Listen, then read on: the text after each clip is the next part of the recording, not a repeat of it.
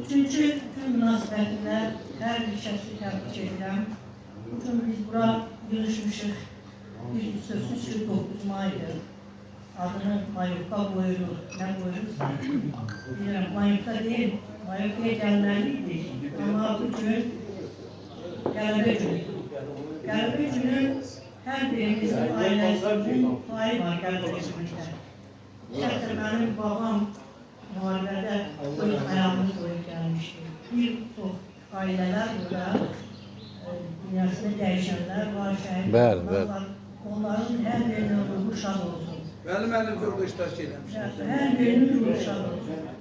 Bir də bizim bura yığışmamız bir səbəbi 9 maydır. Amma sabah Ulu Önder'in bu 102 yaşadı, çok mənalı yaşadı. Allah ona da gəlməyən rəhmət edir. Bu günün səbəbkarı odur. Onun siyasətidir. Onun evladının bu gün bizə bəxş elədiyi bu günlərdir. Onu yetişdirdiyi sərkərdə bizə söz verir ki, biz Qərbi Azərbaycana girelim. Siz yəqin ki, Heydər Əliyevin Ulu Öndəri videolarına baxmışsınız. Elə bil ki, bu gün üçün o arzuda yazılmış.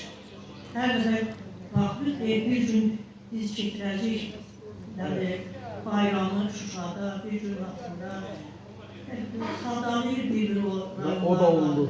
Və o gün gəldi, çatdı.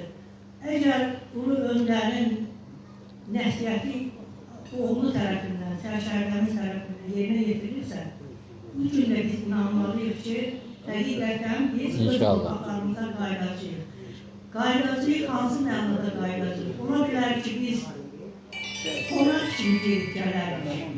Çünki hələlik torpaq Ermənistanın əlindədir.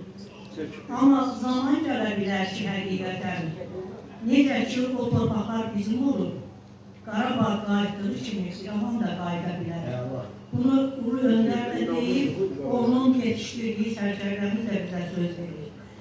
Bu günü yaradanlara Ulu Öndər Allah rəhmət eləsin, sərkərdəmiz isə can sağlığı versin Allah buna.